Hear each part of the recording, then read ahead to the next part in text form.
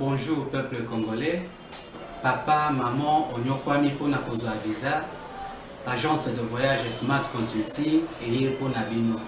Oza na posa obima na ba pays lokola Canada, États-Unis, ba pays nyonso ba État Schengen, Turquie na ba pays lolenge na lolenge na $500 Smart Consulting et saleli bino assistance et visa. Ba bourse peut être disponible pour na bana nyonso baza na posa okokende kotanga libanda pour na pays ya Tunisie, Chypre et Biélorussie.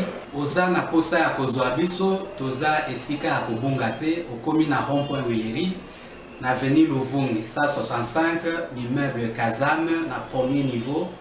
Toza wana, oza na posa ya kozwa ba information na nzela ya telefone.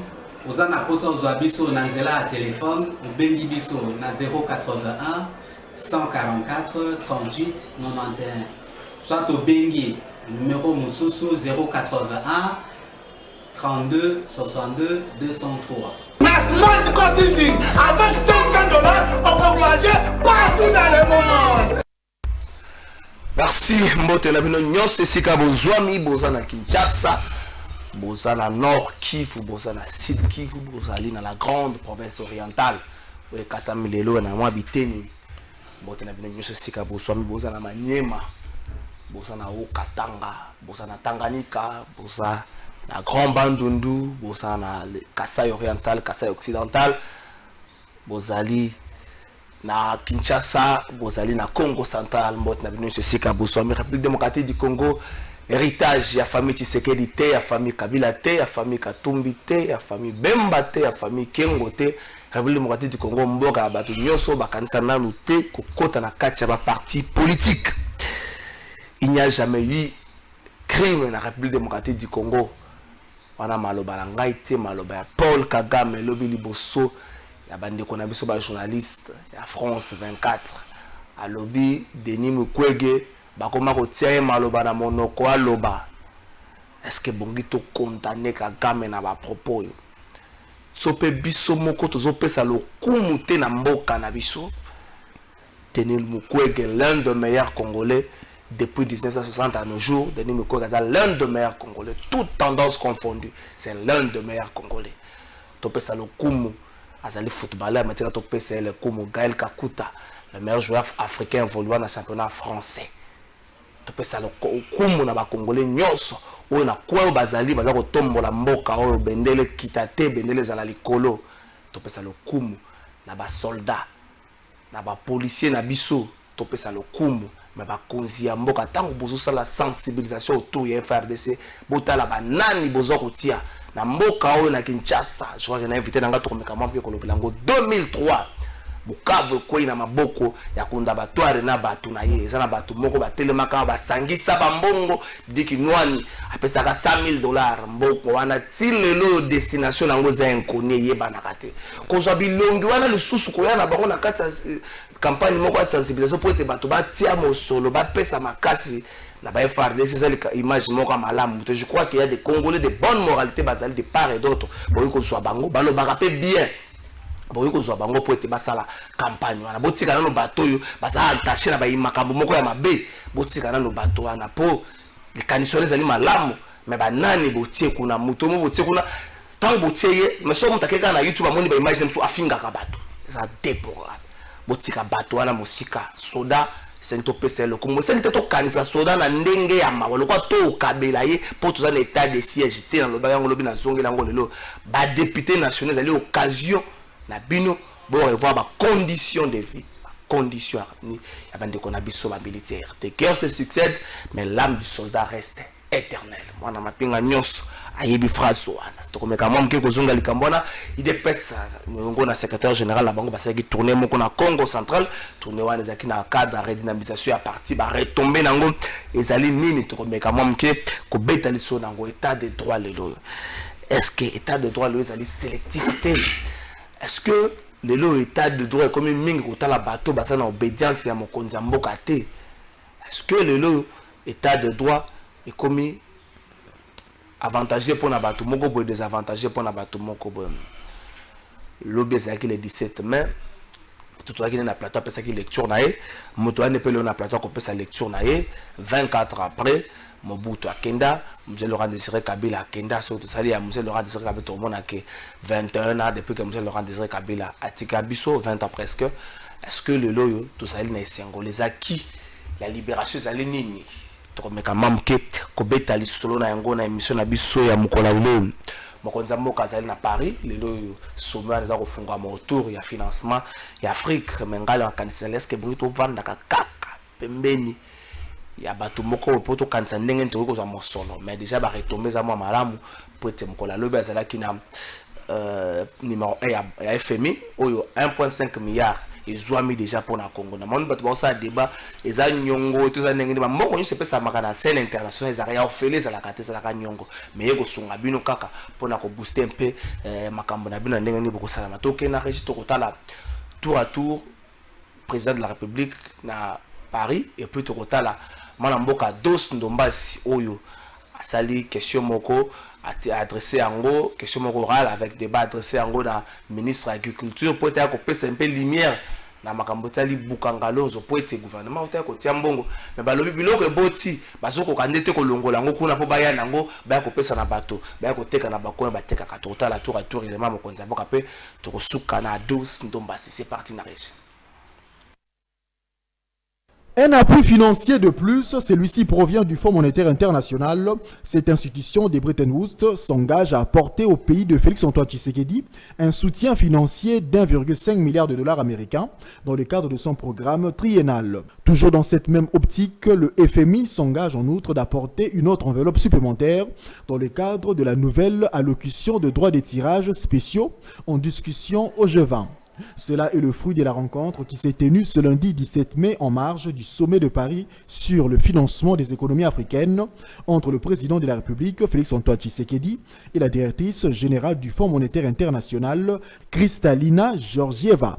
Au cours de leurs échanges, les deux personnalités ont abordé les questions relatives à la coopération entre la RDC et le FMI. C'était en présence du ministre des Finances, Nicolas Kazadi, du directeur des cabinets adjoints du chef de l'État, André Ouamesso, ainsi que d'autres proches collaborateurs. Dans esclave du contrat social qui les lie au peuple congolais, un groupe de députés constitué de l'honorable Eliezer Tamboué, Ogi Kalonji et Cherubin Okende, actuel ministre des Transports, ensemble avec Ados Ndombasi, avaient effectué en date du 6 avril 2021 une enquête parlementaire sur les sites de Bukangalonzo. Leur enquête a permis de mettre en lumière les éléments cachés du parc de Bukangalonzo. Les informations réunies, les députés nationaux Ados Ndombasi, toujours dans sa salopette orange, a déposé au bureau de l'Assemblée nationale une question orale avec débat sur la gestion du projet de parc agro-industriel de Bukangalonzo adressée au ministre de l'Agriculture, Ndinga Bilianzi. Cet élu de la FUNA constate et regrette que 7 ans après son lancement, le projet Bukangalonzo accuse des défaillances scandaleuses. Vous savez que c'est un projet très intéressant, très intéressant, qui est capable bien sûr de devenir l'un des réservoirs les plus importants de la République démocratique du Congo, surtout dans sa partie ouest du pays. Et nous pensons que c'est un investissement qui devrait rapporter à la République démocratique du Congo. Mais nous avons constaté plusieurs matériels ont été pillés, vandalisés et certains bien sûr ont été déplacés. Ados Ndombasi s'insurge contre la vente de la concession Bukangalonzo auprès d'une firme canadienne afin d'y pratiquer la culture de cannabis communément appelée chanvre. Une culture pourtant prohibée par la législation congolaise, ces députés nationaux exigent du gouvernement congolais, à travers son ministre de l'Agriculture, la mise en place d'un calendrier agricole de moisson pour importer vers le consommateur une bonne quantité de maïs d'environ 6 000 tonnes de maïs délaissées au champ après la passation de la moissonneuse. Nous aimerions bien savoir aujourd'hui, en République démocratique du Congo, le peuple congolais a besoin de cannabis ou le peuple congolais a besoin de maïs. Mais vous devez savoir aussi que le nouveau comité de gestion de Bukangalonzo a planté plus de 1500 hectares de maïs. À ce jour, 1000 hectares ont été moissonnés. Mais vous devez savoir que sur les 1000 hectares moissonnés, la République démocratique du Congo a perdu déjà 50% de cette moisson parce que nous n'avons pas respecté le calendrier agricole, bien sûr, pour moissonner le maïs. Mais maintenant, aujourd'hui, à ce jour, il reste encore 500 hectares de maïs qui n'ont pas encore été moissonnés. C'est-à-dire à peu près 2000 tonnes de maïs que nous risquons encore de perdre. Et 2000 tonnes de maïs, c'est à peu près 80 ou 100 000 sacs de maïs que nous risquons de perdre encore. La sous-utilisation du potentiel électrique installé sur le site du projet agricole de Bukangalonzo qui peut desservir toute la province du Kwango sans difficulté aucune, mais la SNEL ne l'envisage pas à ce jour, indique l'honorable Ados Ndombasi. Ce qui est intéressant dans Bukangalonzo, vous devez savoir que la sous-station au niveau de Bukangalonzo est capable d'alimenter le Kwango, donc quelques villes du Kwango. Et nous pensons que c'est un investissement qui devrait... Merci d'être Freddy Kipimo, merci à Bandeko Nyonso Bazana Régie. Moi, Namboka Trésor, moi, cadre, IDPS. Ngai po soyo bo sula na ye alobaka makambo nyonso apona raté aussi jeune akolobela ngote moko ya bai bazana bwanya na kati ya parti présidentiel UDPS neko Trésor mo paponio malamu ke ndeko Trésor kala fai pe o mona ngai na sepeli mingi ya ko répondre na ba question ya bandeko nyonso balandaka plateau de vérité na lobango toujours soki ba bengi ngai na plateau de vérité ndenge kabasinga gato ko éclaircir makamususu o etali mingi mboka na biso bo butisi Congo na boka tamukete na saka sacrifice nyonso atako santé za mala mingi te mais tout ça tokozala pona ko pesa biano na mituna nyonso sika tokosuka tokotika pe basusu babakisa oui, campagne avant sortir au gouvernement, je suis ministrable. Elle est ministrable. Ernest est ministrable. Brice Oumba est ministrable. Si on a pas ministrable, na yo gouvernement bimé aux Libungo Toulou, donc vous êtes au plus moi tango bébé tu es na santé au bélier. Tete na banza ngai mwamba nazali moko abato yo alobango mbala mingi na sala ka politique émotionnelle te na sala ka politique ya flatterie te nazali moko bana mboka oyo balingi mboka na bango makasi kubanda tozana mokili oyo na kati ya mboka na biso banda tobotama tozali fondé sur ba idéal oyo ezali positif pour la komona biso ezali pe malamu lokwa ba mboka misusu o tomonaka na mikili misusu pe na bisika misusu totambolaka mboka ekina liboso poste ministériel ezali kaka le seul socle te o moto ko servir national na bandi ko servir mboka nanga banda bo mwana nyoso na kati ya UDPS na constance pe na loyauté nango le leadership na koki ko luka ngo te na kati ya ba makelele je suis na banza so teki na ba bitando nyoso na ba réseaux sociaux o mona esika mo tende go mwamba asaki ba campagne wana soko mo konza mboka to ba kambie ya parti na biso to pe bana mboka ba sengete clamer public obete mwamba pa kota na makambo akota même makambo na ko sala lelo ezali pona ko accompagner vision ya mokonza mboka ndenge to bandaka na le 24 janvier 2019 ndenge to zana titre okoma na fin mandat na pe to renouveler yango nde yango ne mission ngana zanango le choix appartient aux décideurs nasa demandeur na kati eloko moko te soki bakonzi basengi to servir mboka na biso pe to na poso to servir bonne chance à bandeko bazali wana olobi ndenge bobandaki na mokonza mboka depuis le 24 janvier 2019 investiture à Mokonza. Et vu que le 24 janvier 2019 vous avez dit à Kazaka va permettre un peu de réfléchir. Bon c'est vrai, c'est pas vraiment la hauteur mais to réfléchir bon le 24 janvier vous avez dit à Kazaka vous avez na mokrakole na ya malamu vous avez na lolonzo na ya malamu mais la grande masse ya IDPS le 24 janvier baki na Kazaka malamu te baki na mokrakole ya malamu te baki na lolonzo ya malamu te ce que totali le 2 ans et demi après bazano kaka na problème ya veste ya malamu bazano kaka na problème ya mokrakole ya malamu le lenzo kuto communauté elingi kolobake c'est un groupe de gens de bazako soit les butins de la guerre les restes batikali bongo baza plus utiliser na toyembaka tobelelaka tokumisaka bakonzi non na banza na sepeli mina makambo taliswana sans faire une fausse sans faire de par modestie na banza bana mboko bayebinga être zo mba nazali quand même entrepreneur nazali munambi bundaka na makambo na saka mo mosusu na li chercheur na saka mo ba makambo na mosusu donc ya mboto zo pouvoir na ekoyi kola takazaka na kati ya pouvoir te nde Nathalie Siboye biso bana mboka to s'efflige to tika na kati ya makambo su ba se le rete makambo su zangati na te o ezanti na lelo ezai ko beta maso na biso bato te ezai maso ko beta bana mboka nyoso lelo mutu nyonso ndenge azali wana sika azokosala to mpe sika azali esengeli na ye te azwa mpe mwa moko mwa bwanya mwa bozwi na ye mpe oyo ezali na valeur ya mosala azokorendre mboka na ye. C'est faux de dire que bato baza na sala banzete kaka te.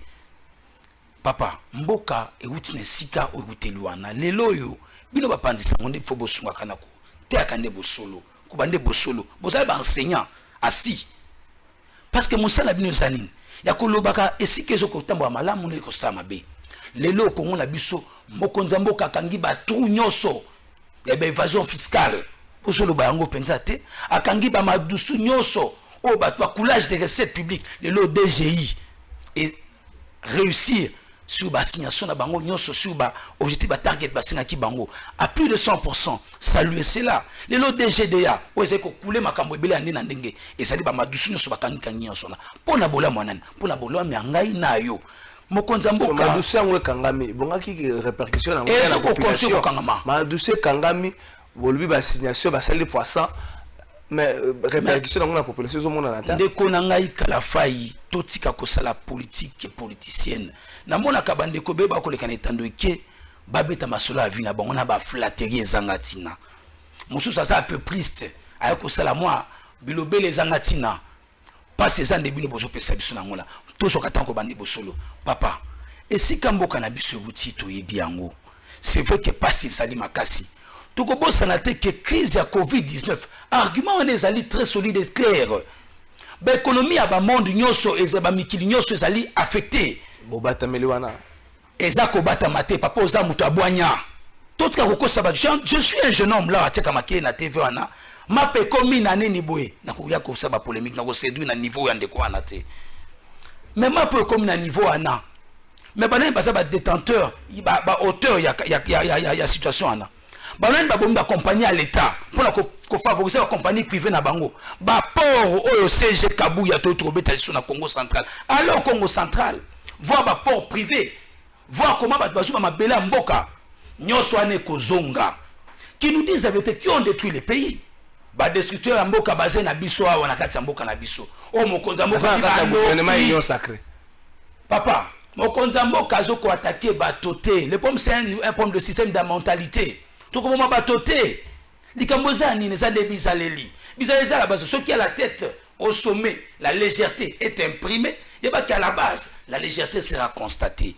Les lots rigueur, au Mokonzambo Kaina, on a 4 gestion, il y a pas délai public, rigueur, au Mokonzambo Kaina, on a 4 gestion, il y a pas finance publique, ndeto sengina bakambinyonso, à tous les niveaux, ngana yo lokola, tous à la sérieux. Ndo moni ba to comprendre ba déphaser message à mokonzi mboka na okatanga na lobi mikolo yo to kolekawa il suffit pas de dire Fachibe les gens m'ont pas compris et ça s'attaquer na batu ya famille politique na yo je ne m'attaque pas na posa ba flatteur te en plus ni wana Fachibe béton non ça c'est un slogan ezali slogan au moni na mboka nyoso to pe biso batu mwindu ba africain na lobi boye batu une pensée. Seul l'auteur est mieux placé pour nous expliquer en gros. Na lobi boye na tweet na ngai. Ko bat ba ko tia maki bazo ko comprendre makambote. Ngana tuisaka mingi figure sur ba bengi métaphore. Et ça dit déguisé pour nous comprendre le message caché. Lukanga potu na pojo metona na kati. Lo bas limbo la siko. Na limbo na boye. Il ne suffit pas ko pesa ba gloire to pe ko kumisa mokonza mboka. Mokonza mboka na bino ba bozana na bigbonga. Il y a direction, il y a gérer mboka. Bo accompagner na kati ya ba action na bino. Na kati ya bosolo, na kati ya limemi ape na bolingwa mboka. Na ko boya moyibi. Nde yango message anga. Il ne suffit pas que non monde ozali gouverner Fachibe mais pendant que gestion en finance publique no eza malamu te.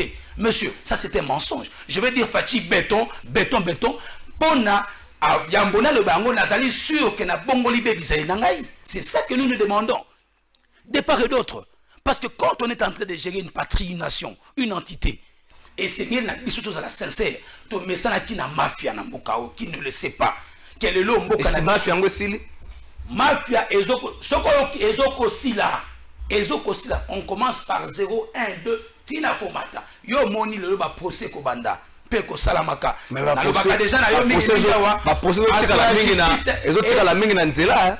Ndeto baki na mbo. Tose la procès à 5 jours ba caméra banda ba vandaki, ba kendaka na appel tous la Gombe na Gombe Daniel Massaro de quoi vendre la prison. Non, je ne parle pas des gens. Té, na zotanga yo zo ba batenga zotanga ba procès, na zotanga ba procès tous les ba eteni yawa depuis ba kenda na nini efungwa makate ya ba John Tumbe efungwa makate ba procès.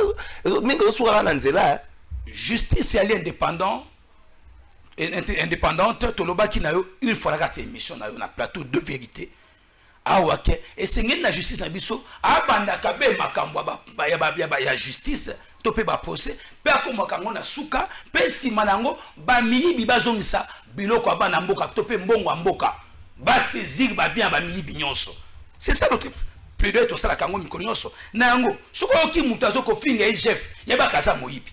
Oh, mais azana droit ko mettre un point de vue na musala yebisanga ndeko nanga trésor mamba yo za nanga na Kisasa un Kinois en quoi Kinois ko sepa na musala IGF aussi longtemps IGF a kolongwa awa afabino boke na Congo Central IGF a na Congo Central to beti maboko awutaki na Lualaba awutaki na Tanganyika awutaki mena Kinshasa IGF a Kinois sepa na IGF mais IGF a sa justice te nazali porte-parole na bangote nga nazali ko talisa makambo za yantina Nathalie Sisubo na bandeli soko oki mutu azo finga IGF azo attaquer IGF c'est que moko conscience na ezali agité ayebi kambo azo ko bangela na yango ngai na bon mutu a gérer na nuta o s'attaquer na IGF pas au mona eta zo ya côté na pese ndakisa moko ba chauffeur à Kinshasa mingi ba gérer na la res publique ate mais ba futa ka 500 fois soka na ketchne chaque jour na parking pour na repesa na hôtel de ville au ministère à transport so ye mutu na belabi IGF na zo mona musala na hôtel na Kinshasa aza moyibité aza pe mafete na banza ba député national et provincial c'est pourquoi biso bana mboka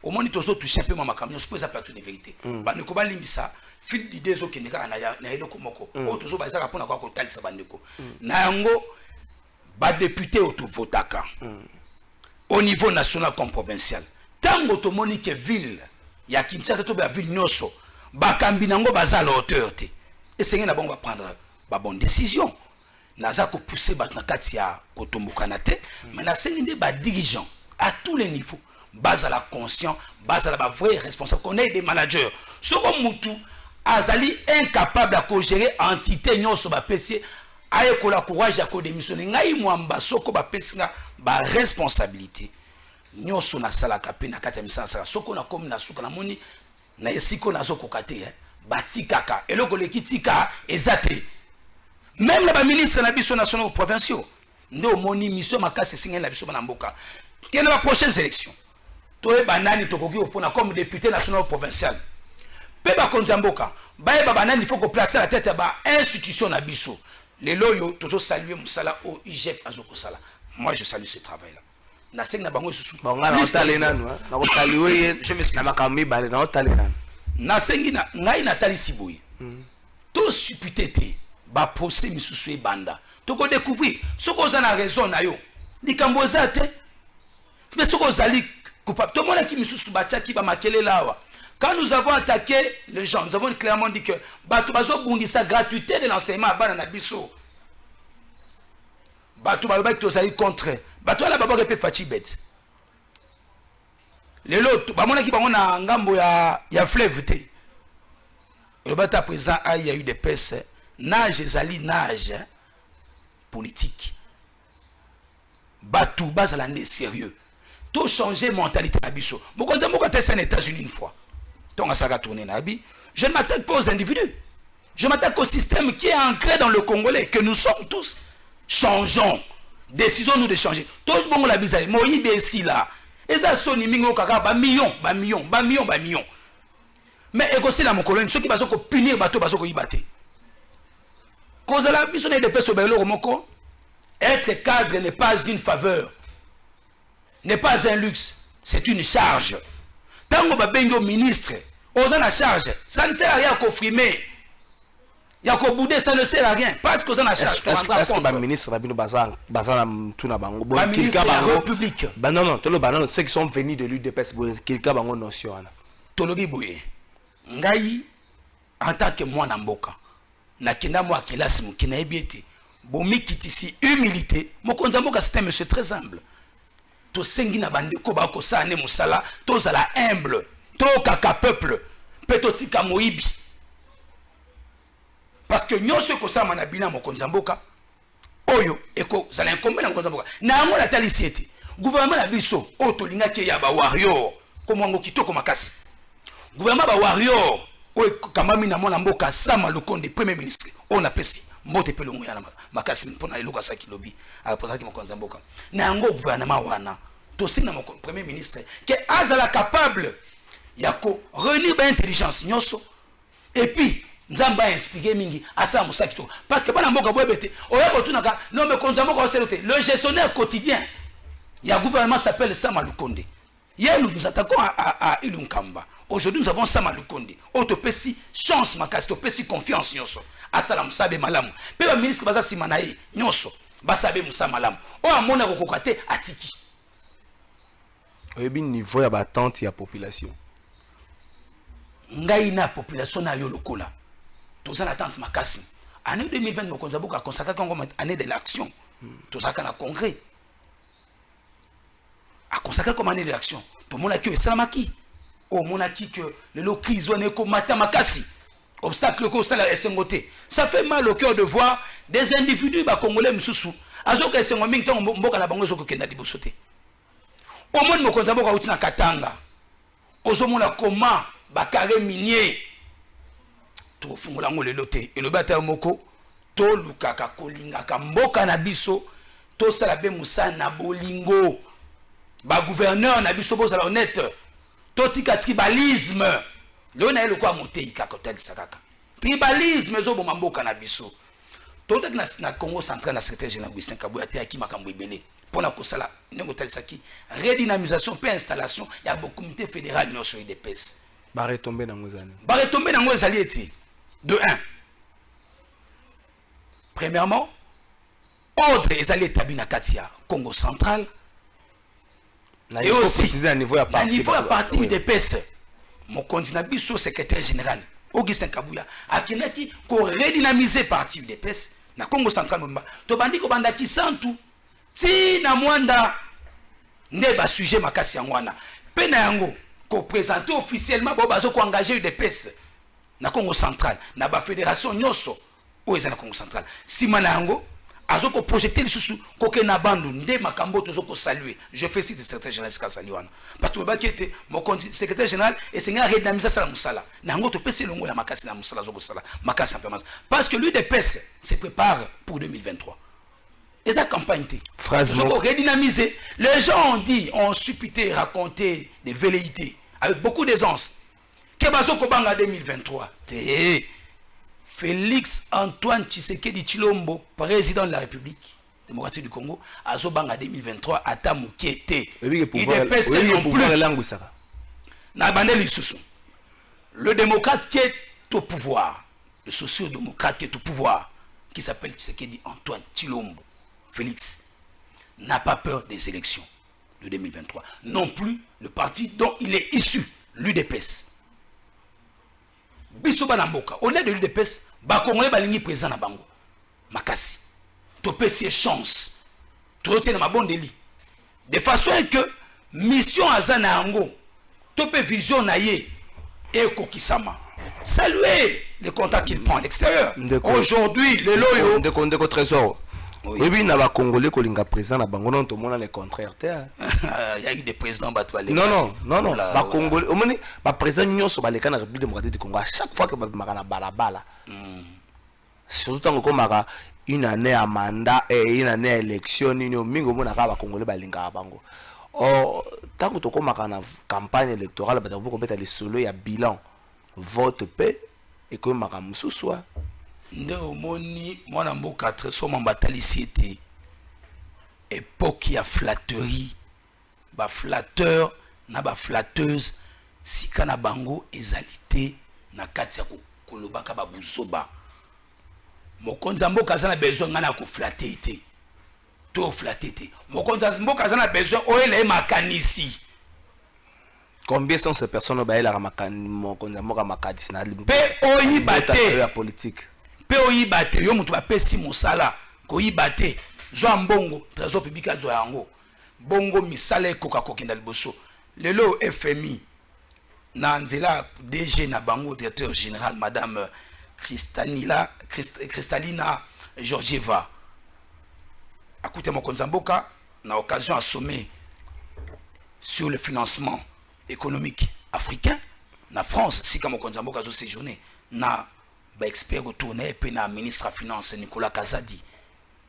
D'ici le mois de juillet déjà 1 milliard 500 millions plutôt, je m'excuse, 1 milliard 500 millions de dollars sera décaissé pour accompagner l'économie congolaise. Sera supervisé par le ministère des Finances. Na lingi na yebisa na bandeko batiaka ba makelele mingi na ba etando ike. Ba ebete mokili moko te tope mboka moko te et se développe pas yango moko, un mensonge pur et simple. Mboka moko pe se développe pas na mbonga bisenga monsieur Kalafai ozoko sona moko aye économiste. Kasi mboka ne se développe na mboka. Tolo balinga la pété, tolo ba économie a pété.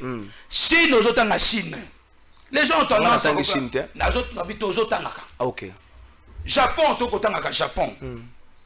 Mais na ebande na bango, batina ki ba intelligence bango libandati. Bakeneko importer mayeli libanda. Kotanga libanda. Même bazwa ka s'il vous plaît. Le monde des globalisants. Seul Congo akokiko kokisa makambo na été. Parce qu'on a des richesses dans ce pays. Il faut les consommer. Il faut les vendre. On aura besoin de l'extérieur toujours. Et aujourd'hui, même les États-Unis est un pays le plus endetté, pas un pays le plus endetté du monde. On ne vous le dit pas. Même le Japon, même la Chine. Comme Ebani. Congo est allé exception au terre. Ils allaient payer le quoi payer nyos na mokili. Nango, tango, mikili en poto, ils ont ici confiance. Il faut dire la vérité au peuple congolais. Donc à ça qui va relation sur le plan avec la communauté internationale. Bon bazaki moi liboso, yambo mokonzambo kazwa règne à pouvoir naé. Diplomatie congolaise qui par terre. Et aujourd'hui, le Congo est un concert des nations. Pas parce que le chef d'État est seulement président de l'Union africaine pour son mandat, ou toujours que souhaiter fleur et belé mais c'est parce que le Congo a à sa tête quelqu'un qui aime sa patrie et qui est un vrai nationaliste. Comme on a vu certains autres nationalistes, je citerai Tshisekedi, Patrice Lumumba et j'en passe. Chers frères, tant que toujours koyaka mingi netandoke to akana lokutate mboka na biso ezana kati ya voix kitoko tolinga bino kaka bato bozomona nzela wana to bakongole nyonso oyo bazali komona le sens contraire bazali bato bazali instrumental zela bisayo zela ndeko trésor zela tozalaki malamu te na scène internationale toorganizaki ba élection na ndenge na biso moko na mbongo na biso moko oyo memi Félix Tshisekedi na pouvoir SNCC songeli musala zela ndeko trésor toorganizaki ba élection na mbongo na biso moko tozaki mbongo ba payate toorganizaki ba élection ekutaki presque mbongo to ko defa na FMI presque mbongo to ko defa na FMI. Vous pensez que le faut continuer ko defa to s'organiser en interne to kanga SNCC zongi musala semaine dernière on a cuivre pris na ngoza likolo makase Côté fort, toujours s'organiser à l'intérieur, au lobby, la régie financière, continue à se coller Oyo, Sengela qui pour la première trimestre. Alors, Moussa, na bon des années. S'il vous plaît, n'a coupé cet exemple, Moussous. Ah, que France est salissée soumis à financement et à l'économie. Le président Belé africain, parce que Balami Balé pour la campagne. La Nanga Malam Ndeko Kalafai. Congo est sali l'un des pays les plus riches de la terre. Potentiellement. Pas potentiellement. Potentiellement. Pas potentiellement. Aujourd'hui, ils allaient potentiellement. Les Lolikambouya Est, Ozoka Est, ils ont la moto. Les Lolikambouya minéré à Congo. Sol na sous langue, ils allaient riches autour de Bagami Konyon soir. Mais vous pensez qu'avec nos richesses, Mbokani le bâtiment comme ça, vous tranquille. Ce qui, tout s'organiser na quantité. Surtout, il y a une industrialisation. Né, Makambo, Mokonza, Mbokazo, Kosalaka. Botika. Kokena na nena lokuta lokuta ezete mokonzi mboka azobima pona kosala balade te ba retomber et des retombées ba train bon le bakangot SNCC nzele bandi kozonga ba navire oyo koya CVM lelo azui ba grand navire na kati na 4 grands bateaux bolo bakango bolo baka gratuité enseignement. Oh, tout le monde qui bat, on peut dénoncer qu'il y a des gens qui veulent mettre de quoi quand j'en qui tembe. Les lots, ils n'ont son emploi ça. Nalinga l'a pété, tout le biété. Il ne sert à rien. Et ça ne sert à rien. ya ko combattre mboka na bino moko. Bato bande kotia makele le makambo est. Nous allons apporter l'insécurité, nous allons apporter les pays c'est un gouvernement. Le lo bango ana bandi kolanda. Je crois que Augustin Kabou a compris unité des mesures à bande comme Soussou. Non, pour l'année. Pour à Saline. Mais Congo central. Pour le but toujours que ça. Unité des mesures à bande comme c'est comme moi parenthèse moké. Unité des mesures il y a bande comme sous bande ko critiquer ko lo ba makambo belé. Yambo tous à la ane tando yo ikea tout solo la makomo tout sola to ebete mboka na biso ezali mboka etona nkite belé na yango obi ke bloko wana mboka to ina kita bana babanda kotango depuis première tiba ko sisa na 6e deuxième mais applicabilité mais tant que moi tanga ko yemoko ambika mboka no ebike le pour mutu parler na Congo fois sambela même ceux qui travaillent et ceux qui ne travaillent pas parce qu'il y a une difficulté à renouer les deux bouts de la journée. Les deux, je parle pas de deux bouts de mois, les deux bouts de la journée, c'est-à-dire, allons, on a de 1h à 0h, bah, difficulté. Même ceux qui travaillent, mais ceux qui ne travaillent pas. Et puis, quand on a le solo qui commence à potentiellement riche, à un certain moment, comment ça va, bateau, il m'a passé. Et ça, bateau, parce que surtout, ça, on a conscience, on entend, mon qui, bateau, bateau, qui encourage les groupes armés et salama, qui créent des désordres à l'Est. Je suis, mon ami, vous savez, et ça, on a passé mon temps, on a audace de foi, on a eu trésor, je suis en contact avec les groupes à l'Est. Na assiste à kabato belé kuna na est par moment pe ba condition na kotanga ba comment ba monter ba assiste ba comme na est wana mais qui sont à la base du désordre à l'est de konangai kaka biso moko ba congolais les groupes armés congolais sont aussi là répétons aujourd'hui je salue l'arrivée de l'état de siège le général Kachama on le salue le général Ndima musalela mosika bazana to moni ba image bana mboka bango moko basi azobomba mandoki. Pourquoi vous ne le dites pas? Tolingamboka, Nenabi, Tote Ande Bolingo. Qui crée les désordres au Congo? C'est aussi des Congolais au-delà des groupes étrangers. À part ADF, combien de groupes armés congolais sont à Katiwana? Toujours le barangote Ponanine. Comment est-ce que prospérité que Zalamboka n'a pas qui bituma bande ko kufa na est wana? Bato bataki makela est wana babandi ko sache que distraction. Mais soutenir le Congo c'est quoi? C'est passer un message. C'est ça un républicain, c'est ça un Congolais. Un patriote, qu'est-ce qu'il dit? Il fait une vidéo, il dit j'encourage les forces armées. Je suis derrière le président de la République. Je m'adresse à M. Fayoulou et son ami Mouzito, qu'ils arrêtent de distraire le peuple congolais. Parce que Bazoko s'inscrit en faux. La logique, il y a unité nationale. Le pays a été agressé. Aujourd'hui, on a un président qui dit je décide de mettre fin à tout ce qui se passe à l'Est. Toute cette impunité, on en a marre. Ce sont les retombées de consultation. Et ça, le gouvernement union sacrée est des retombées. Moko va retomber, et ça, des états de siège. Félix Antoine Tshisekedi Tshilombo, Azali Zobate, Azali Moutoua, Boigna Permaele. Il sort d'une très grande école qui s'appelle l'UDPS. Est-ce que vous pensez que pour solution, Ezouamana Est et Sengi Congolais n'y sont à quoi aller alors que je soutiens l'état des sièges? Vous pensez vraiment? Je réponds oui. Oui, pourquoi? Dans toutes les nations du monde, pour la baïbi moi histoire, bisoto ibe le côté. Tango Mboka ezali attaqué, menacé. Mboka ezali menacé. Tout le monde a qui na tango Mouzé Kabila. Biso nyoso. Tonton Moni Congo est attaqué. Je salue Etienne Tshisekedi wa Mulumba, père de la démocratie congolaise. Qui m'écoutaki, batno sosima, ya banamboka. Attaque, Nasukiwana. Évoluons. Espérons, mais à un certain moment, il faut aussi un bon casting dans la tête à bateau. La salle, la campagne, il y a soutien autour à l'opéra. Puis l'on gagne sous. Ça, vous allez vous rappeler. Les faits historiques, vous allez vous rappeler. Oh, les camarades, ça n'a pas de donc, ce que vous avez il parle aussi bien. Alors, il peut que ça, sensibilisation, mais ces gars, ils savent faire sur YouTube. Ces gars, ils savent faire. Légèreté, commis à qui ça, c'est là que Moutaroz a la lati kazaka normal, comme quelqu'un de bonne facture, quelqu'un de bonne moralité. Mais ce que l'on a dans le monde, on a côté sur YouTube, qu'on finga.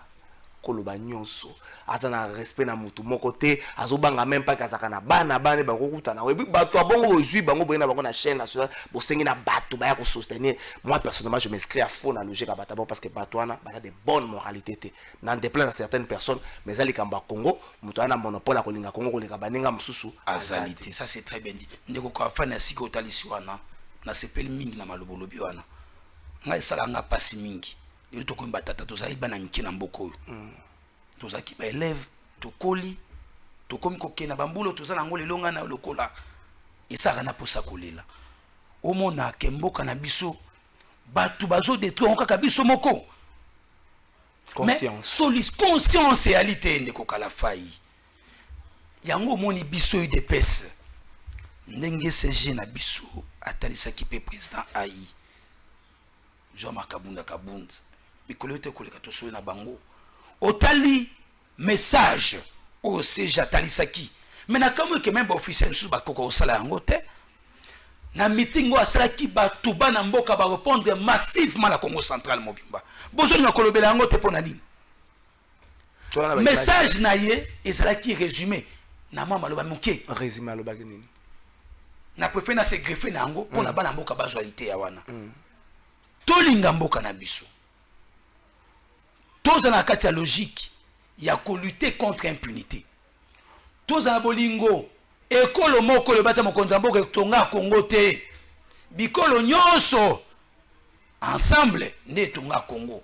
En 2011, je me rappelle encore avec le Sphinx au stade de Martyr, il disait aux abana moko bobala na bolinga na boza bino biso azota tali sabiso moko na stade de Martyr sikana akima miso kitaki ngai na yango biso yu de pese pe ba congolais nyonso to sengi na biso to te ande bolingo ko sala ke to inana te soko tuni question muto na inaka eza pono salini raison fondamentale ezo ibanate même na ba famille politique na biso nyonso bolingo to te ande libanda te pona biso na bana mboka d'abord ndoko mona na este wana kimekota to mona kiba na bitandoke omoni muto asoto programme soki nani nazo sala résistance awa pona boy asali pe gouvernement na ekuna non lelo Congo eza mboka moko mokonzi be moko toza pe na bolingo biso banso et aussi ba o bazana ba responsabilité ba membre gouvernement na biso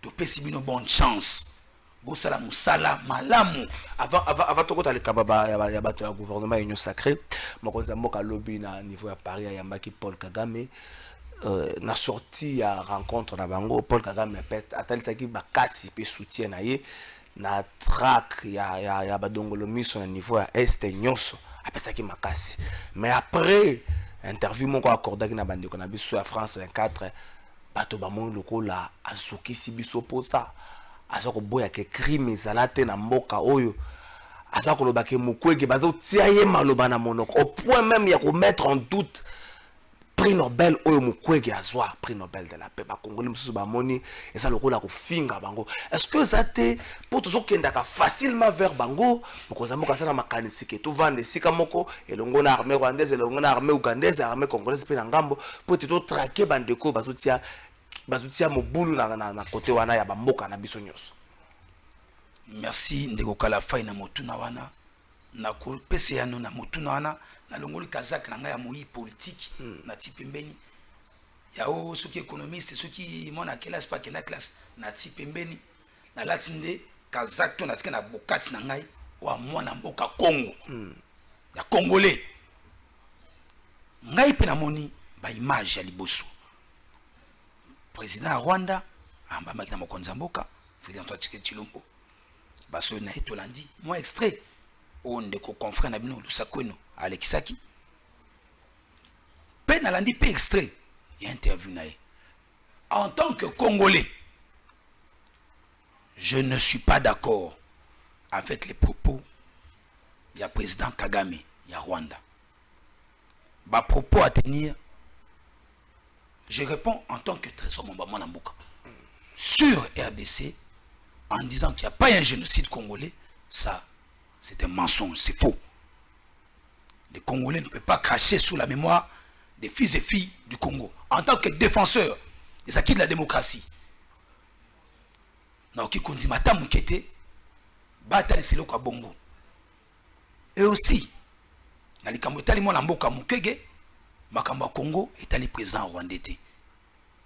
Soki alingi Congo alingi kimia pe na Afrique to pe na côte est wana ayebete Congo ezali mboka o elingi lisusu ba trouble te batu bakufi mingi na est wana. C'est le plus grand génocide après la deuxième guerre mondiale et la première guerre mondiale. La deuxième guerre mondiale.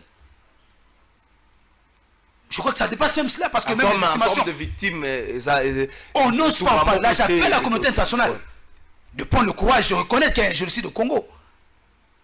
Et les auteurs, ceux qui nous ont amené ce génocide, se connaissent, ils se reconnaissent où ils sont. Tout le monde a potaté. Président Tshisekedi, Azali président Kimia. Nango, tout le monde a potaté. Est-ce que bazon mécabisé peut-être parce que bakanisi que tout ça faible à l'intérieur, yango il faut à ce lol na tango pesi mu Congo à tongiyo nzembo moko langa nzembo moko ayemba kofiolo mide tango bosana mutubu asekisio alobelo malaba malam tsoko pesi mu Congo atongiyo afingiyo za te poto za faible à l'intérieur de bazo sakana biso bongo. Congo a Tshisekedi ezali Congo fort. Congo a Félix Antoine Tshisekedi ezali Congo fort. Né dans le biboya, ba agitateur, na ba agité nyonso, ba na kimia. Mikolo zo libosowa. Bokomo na lo kito. Na ba ndeko nyonso ba ko sala, ba trouble na est wana. Na ba ramification na bango akuna pe na bisika nyonso. Ngai te. To mona kika kanenge batu baza na est bazo talisa. Parmi eux des Congolais et des étrangers. Na ngo biso nyonso sima FARDC na biso. Sima la police na biso. Sima ba service de sécurité na biso. Congo et Kokoyate. Congo est likolo. Souffle Tshisekedi. Merci Trésor Mwamba. Bandeko état de siège ezali na Nord Kivu ezali pe na Ituri. Bandeko ba policier tozo pesa bino maboko. Mais na boulevard Lumumba liboso komina Masina kopusa na ti liboso komina Kimbanzeke bandeko baza kuna bazolela. Bazo basute police nini asala ka musala na nzela bakutana na roulage akangi bango bakutana na ba pepe akangi bango bakutana na inito so babengaka ba ujana na bakate initango soke bimela ka wapi akangi bango soki pa kangi moto amande banda kaka 100,000 bande ko ba yesenga na tuna général Kasongo mbongo wane kenda ka po soko ba 100,000 bon négocier jamais bakitaka na moins de 50 soki basuki moi malamu za na moi chance 60,000 soko mbongo wana bafutaka chaque jour avant na ba émission mi ba bengai ba oti ko futa ba 60,000 na tongwa mbongo wane kenda ka wapi bande ko ba policier état de siège ça na Nord Kivu état de siège na Ituri aozo kanga batwa ke ba commune yo ko ta liste bato bazo kende kuna pamba éviter tango bazona bakobela be komone ko na liste bato bazo kende kuna ekoza malamu te to kena on a registré landa élément ndeko na biso Rodrigue Ramazani ya porte-parole adjoint en vol azali liboso ya bandalwa ndeko bango babenga ka bandu bavanda na bandal abetaki mwana bango mukeli solo ya mboka bongo to zonga to na Trésor Mwamba soki na tango etikaleli mokonzi ya mboka miracle ko sala mako bongo la mai na vigno to pe akokabola mer rouge to kena on a riche.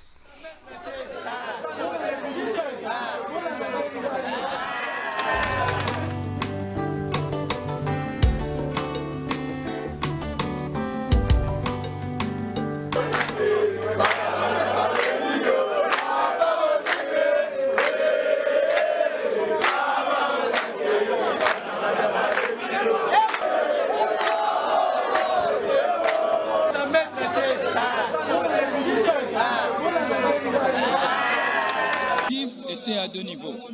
Premièrement, véhiculer les différentes positions du parti en vol et dénoncer la lenteur avec laquelle la réforme de la CENI, situation du stade municipal de Bandalunga où les travaux sont à l'arrêt depuis 2016 sans raison, sans motif valable. Et pour rappeler à toute cette population qu'ensemble avec eux, nous nous sommes battus pour ce stade que malheureusement les autorités ne nous ont pas écoutés. Mais ce n'est pas pour autant l'occasion de baisser les bras. Je les ai rappelés, je les ai remotivés pour continuer cette lutte de la reconstruction du stade municipal de Bandalma. Le gouvernement Ilunkamba, j'ai écrit personnellement au Premier ministre ma lettre. J'ai saisi les ministres des Sports, la lettre est restée sans réponse. Et aujourd'hui, nous espérons, et d'ailleurs à travers le gouvernement Sama Lukonde qui vient d'arriver, où il faut encore rappeler qu'à l'époque, c'était Sama Lukonde, actuel Premier ministre, qui était ministre des Sports et qui avait posé la première pierre symbolique de construction de ce stade. Et nous espérons qu'à travers ce nouveau gouvernement, il y aura cette nouvelle énergie avec le nouvel dynamisme de l'Union sacrée, que les choses iront bien pour ma commune. Mais cependant, nous n'allons pas baisser les bras, nous allons continuer à nous battre. Merci Nabande Kubasana région Nazaki Rodrigue Ramazani Omo. Oyebi ke soki na 2023 tozu bilongi ya sika mais bilongi ya sika bato baza na moralité moi malamu po bilongi sozo kota ozobona ngo ya sika po na politique boyeba ke soki botuninga na quartier abeba aza na ayebani mais ayebani lokwa solo mabe donc yenda finga ka bato moni bato basaka mingi liste ya kongola mbonga matanga ayeba na quartier mo mama ayeba na exemple po soki mo bimaki 10000 et mona na 3000. Donc mutabongo ata bo commissaire o député bo commissaire ministre mbongo bimino ya matanga mutakufa azobanga te bongo mbonga bato baza vivant donc ça moi passé ndeko trésor mamba Félix Tshisekedi na tango atikali nango est-ce que tozela bâton magique tozela bongo la mane kweya tozela akabola mer rouge na tango atikali nango ebike mokonza moko ndiye makambo ye beli bato balamuki na tongo bamoni boye rame ye bato bazo comprendre rame oye bloqué bato oyo bavandisi yango na likambo wana donc bato bazo comprendre mokonza moko est-ce que na ntango etikali mpenza Félix Tshisekedi akopesa sourire po même élection 2023 mpo na ye ezodépendre na bilan soki bilan eza favorable te tokokoka oyo na 2023 bapusi raison moko boye mona toposa tobakisa ta 200 to vandi to sangana bana mboka boya bata FCC boya bata lamuka boya to vandi to sangana comme ça to kansa 2025 parce que Félix Tshisekedi 2023 na temps etikali na temps etikali ndo moni mokonza mboka zwa ki courage ya koyebisa bana mboka ke libala FCC cache yokufi na temps etikali ndo moni Sama Lukonde Premier ministre Atiamina ebonga na ye wana na ba ministre na ye bangonde bazo gérer au quotidien mboka biso nyoso totala biso suza diriger vers bango basa la be musala ndo moni ngai na beti kelelo na lobete ngongo eza ngonga fraternité ngonga o ezali ngonga ya kopesa nde musala ndenge na kokele maloba mokonza mboka na mikomika mo liboso awa bana mboka ba sepela ebiki na FCC libale zaki ya mwasi moko mokonza mboka zali no monogame siko na union sacrée mokonza mboka akomi polygame, c'est-à-dire que basi ba yebele toke ensemble MLC toke bandeko basaka na kombo to na oba utaka na PPRD bakota basana kombo, c'est-à-dire mwasi moko ozwa na nzela pokutana kana saka na ba condition pasi mais opesa mbongo pa parate bandeko ya PPRD o balonga batie bakota na union sacrée. Donc mokonza mboka akomi polygame. Est-ce que libala polygame pesa ka kimia ndeko na ngai maloba na yo waneza mwa makasi mingi nakoya no laboye union sacrée ou biso totalisa ki mingi o totalisa o ezali lo en place ezali gouvernement moko fondé sur ba parti politique kakate ezali choix mokonza mboka ya kobenga autour ya vision na ye bakaba ba liste ezala kiawa ndeko to ba liste ezala kiawa mo ide pesa dini liste bato belé banzete ezala ki mais c'est ça la démocratie kasi oteki na ba parti politique neto bi boete nazo talisa te ndeko na motuna bandeko nyonso bazo kosala mosala na kati ya gouvernement wana bazali ba congolais na yango pona ko atteindre l'objectif assigné pona ko atteindre croissance moko lié au résultat elobi mokonza mboka pe esengeli bonne gestion mosala malamu pour que te bana mboka ba sepela balia malamu esengeli banzele salama ministre wa talisani na makambwana asalamu sana ye pote babilie ezala ministre talisani na mamba bilanga monsieur Birianzi excellence Birianzi sikazali azolanda ngai esengeli na musale salama pona makamatali mabade tuna moyibi ministre de justice esengeli na yasala musa malamu pona mbongo pe misolo eza na traçabilité malamu esengeli ke kulutu Nicolas Kazadi ministre des finances asa malamu na yango synergie ya misala malamu nyonso ba tête nyonso na bazali na ona batina tangi bakomote papa Aselo maître Aselo VP intérieur esengeli na sécurité mboka eza malamu à l'interne. Ministre de la Défense. Ministre intérieur donc qui a Telegram s'il vous plaît. Donc il met tous les gars qui pas jaune ici les kaki. Nazaka nanga polémiste tété. Pas jaune ici tournament qui déjà toujours betel sous l'union sacrée pe à gouvernement mboka na biso tolinga Congo. Nango ngai nayo esika nyonso tozali. Soki toti sérieux.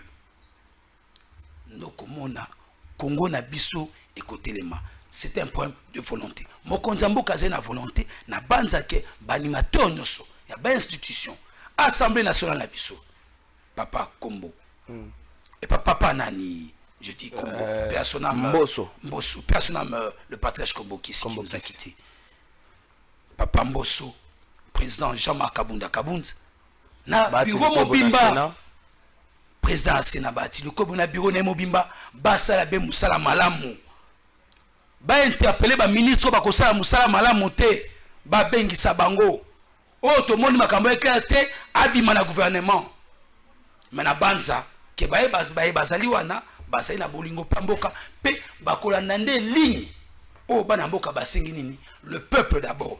Le peuple c'est quoi? C'est pouvoir assouplir les conditions de vie des Congolais. Le président en a conscience.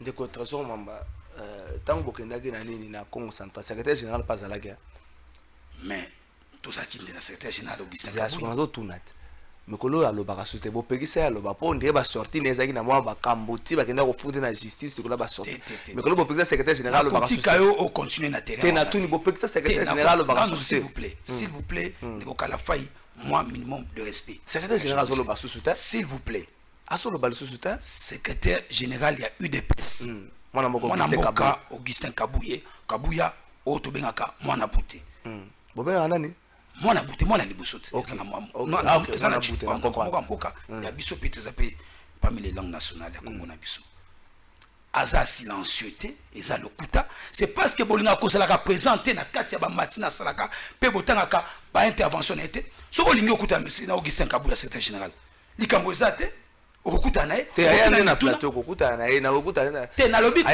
s'il vous plaît na bi okuta na ça veut dire que oyamba yo so na ye likambo te message ne komi et kokoma bon port azali silencieux te au lieu que bo saluer musala makasa zoko sala akene côté ya bana UDPS te na boyambi secrétaire général Augustin Kabuya na Congo central ezaki UDPS comme tamba qui était bana Congo central nyonso mobilisé ce sont des marées humaines ezalaki wana pona nini bino bapandisa ngo bozana bosolo mingi te akendaki ye moka tshaki bapandisa na kati te mais bapandisa ngo bazaki wana est-ce que baboyaki kopesa bino accréditation boyebi bakala nyonso général azaki na ndeko kala faille s'il vous plaît comme na suka yoke na kala mona moko Augustin Kabuya tango azaki na communication azaki ye mo makasi azo benga mais c'est un grand communicateur c'est un grand communicateur de l'histoire de yoka sazo episode kasi mo azaki na kala azo benga azo tinda ba message soki ka bengi to wono la moki na tongo te message ngai c'est Jacob CG yo za na compte ya parti yo ko tshao na compte ya nini mais bapandisa ngo bazaki ebele wana mais ezali nde ba ligne éditoriale ba chaîne ebele misusu na bi Congo web na biso te